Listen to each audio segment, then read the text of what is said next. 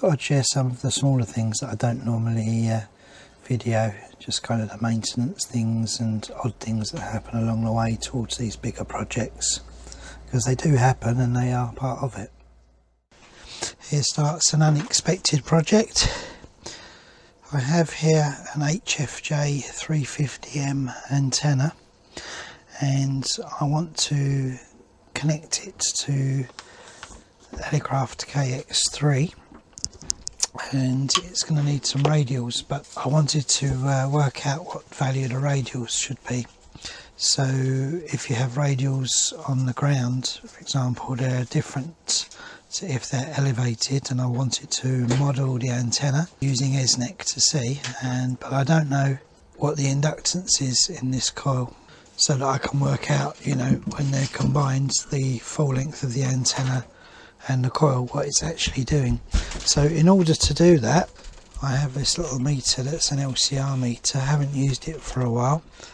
I opened the back up here to get this battery out, and the connector and the top of the PP3 connector in the meter has come off on the battery. Luckily I have a pack of these PP3 clips which I can replace it with. Luckily I have Dad, can you please help me with this? Yes. Hi guys, I'm his daughter. What do you need?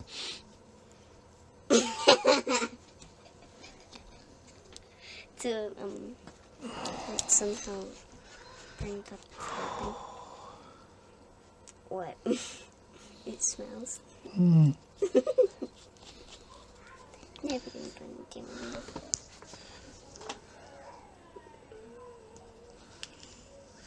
There is glue in it. Yeah. Must be smushy. Smushy wushy. Oh. Hi guys, I'm his daughter, and I just tooted.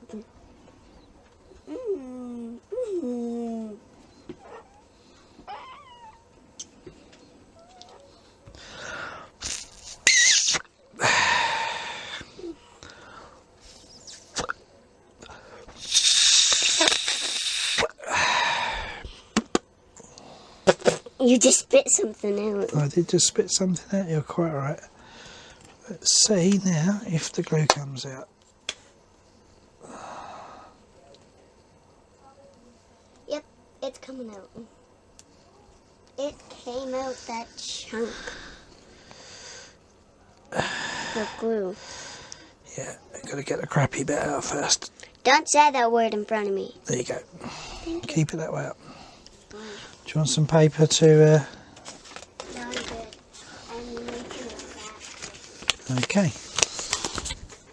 Go back onto you. Multifunction glue thing fixed. Right. So, the clip came out on the top of the PP3 there from the actual meter itself. And I have replacement clip right here, which I'm going to solder on. So that's an unexpected project before I can even start doing my antenna project, but no biggie. Okay, so the next stage of this is indeed replacing this. I'm not going to take the whole meter apart and solder on the pads. In fact, yeah, let's just check it out. Let's just check out taking the meter apart, if it's any easier than chopping the wires off.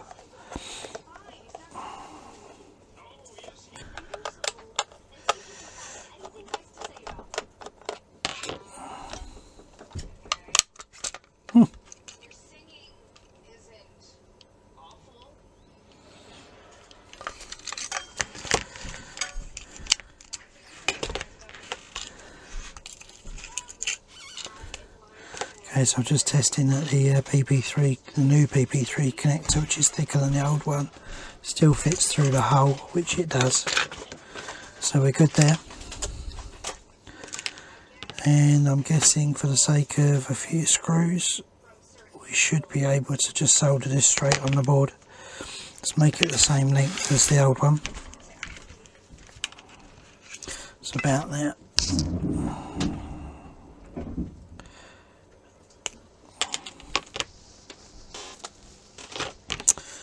Right, let's check her out. What we're going to need to do is a small screwdriver.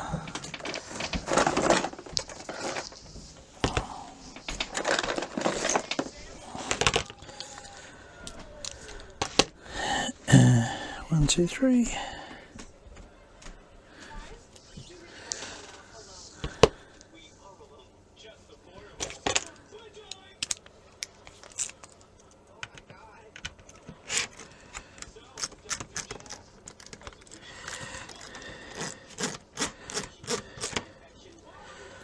Right, need a little screw part. Always good to have something like that to stop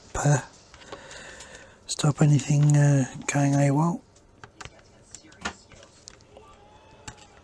I'm going to speed up the video now for the get these remaining 3 screws out. It will be nice to get this working again.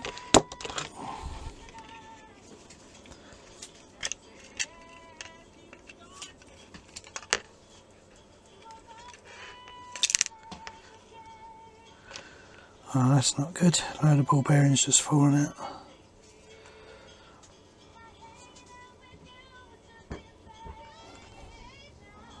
Two ball bearings.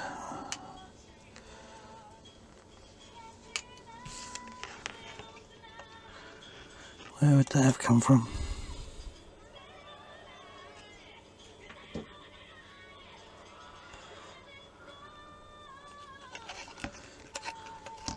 Something to do with rotating this round. Okay.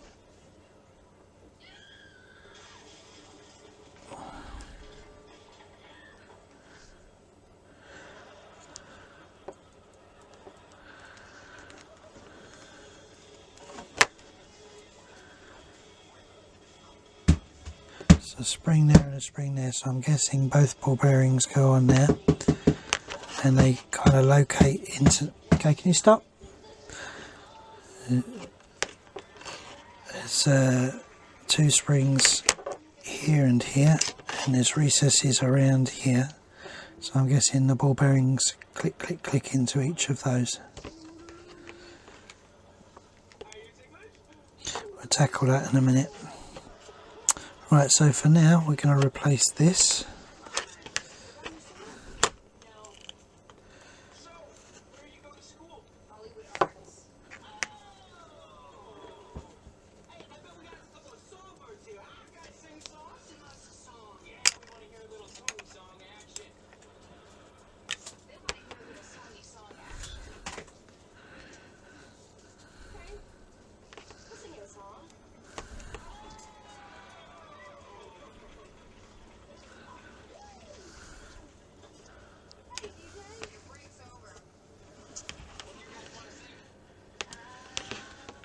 It's turning into a job I didn't want to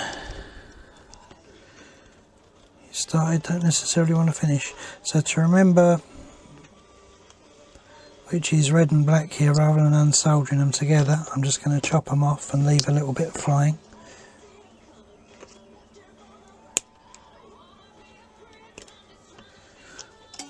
Pull the old one away and discard it. New one we're going to strip a little bit off first before we feed through, because it's easier to do now than in a minute.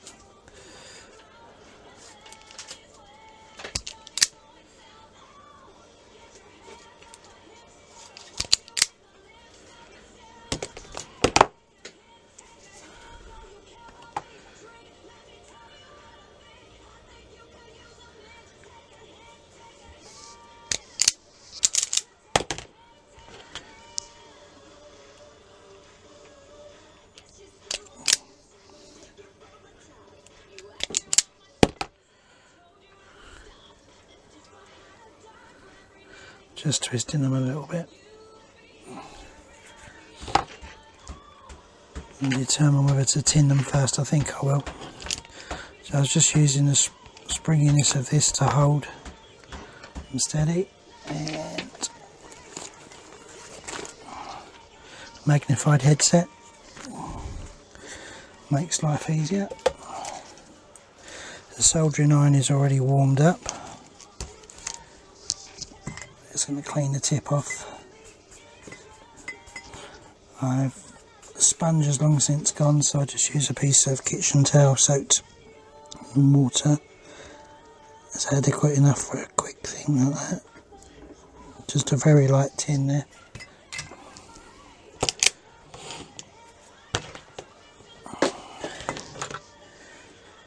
Right. In actual fact, on this board it's clearly marked plus and minus, so I could have just taken the leads out, but that's not always the case. You have to do a bit of guesswork following the track. So let's take the plus out first.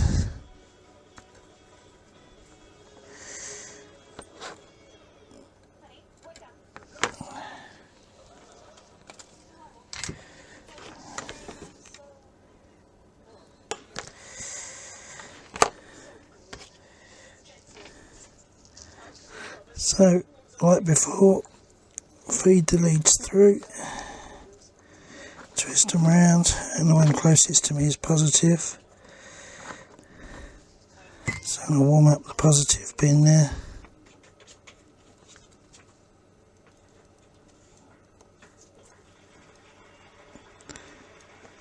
Push through, that's soldered nicely. Same with the negative.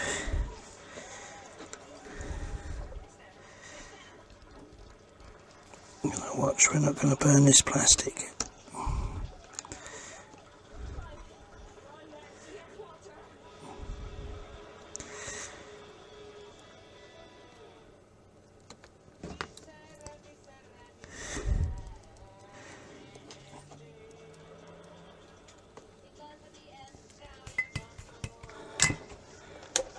That's it, soldering on off, that can be cooling down. Good joints. Pull the connector through, reassembly time. Now's the tricky bit, because those ball bearings, how do we manage that?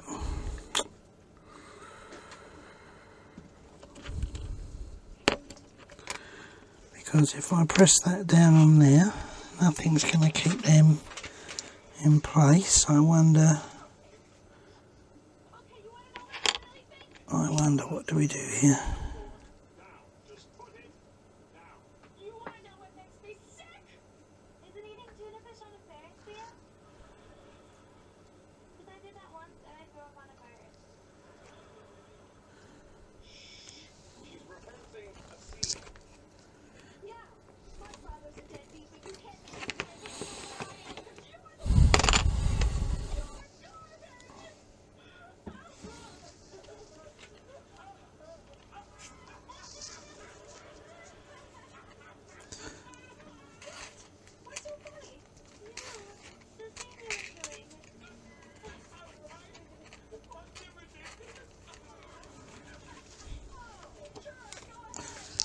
So I've placed those opposite each other, north and south, and the line in here is north-south. Let's just place that onto there. Hopefully we can line the marks up without the ball bearings falling out. That's a bit tricky. How can we do that? Let's hold it like that. There we go.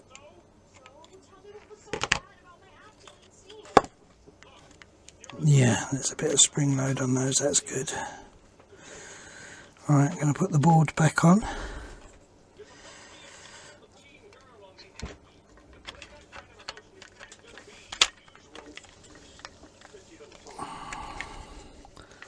I'm just going to hold that together, that's in, clicked in nicely.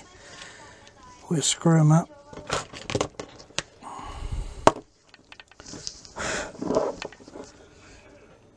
And hopefully that selector will go around click at a time.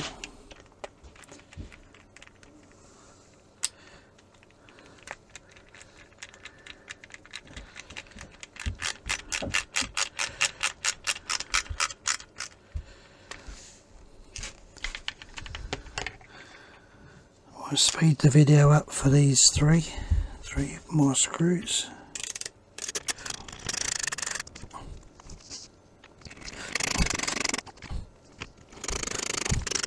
Right, before we go any further, let's test that that clicks. Right, that's perfect. That's a relief. Right, what do we need? We need 9-volt battery. I think at this stage I would dry fit the 9-volt battery. But yeah, let's do a test now with the 9-volt battery. Let's go find one. I forgot.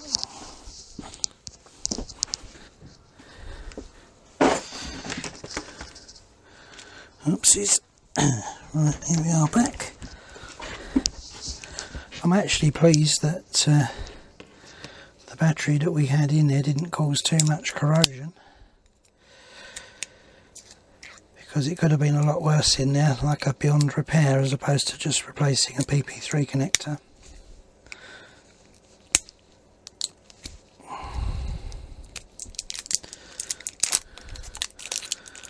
So we're using an Amazon Basics alkaline battery. Amazon Basics alkaline battery are actually quite good. Right, so let's do a quick check. The power switch on the front's off. These are hard to click in. There we go. Let's turn her on. Oh, beautiful. There's the display working. So it's just a case of fixing her up. As should be, and away we go.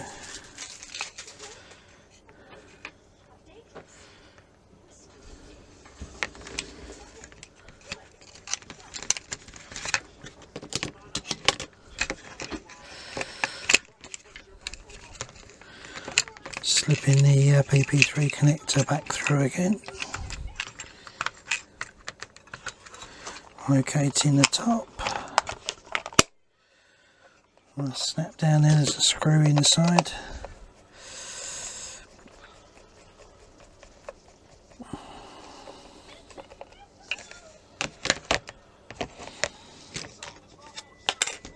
Alkaline battery.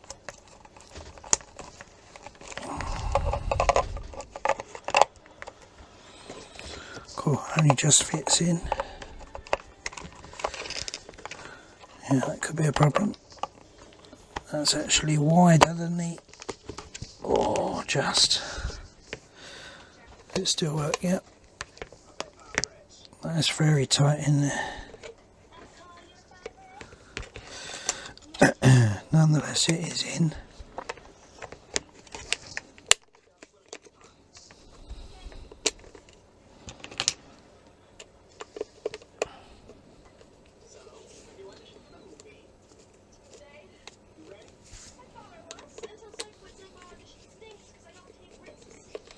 Right, repair effected, 18 minutes, probably cut down a little bit on the video, but there we are. That's what we had to do before we can complete the next part of the test, which was working out the inductance of the coil part of this HFJ-350M antenna. So this video, if you like it or don't, comment down below a thumbs up. Thanks for watching VA3SII. Bye.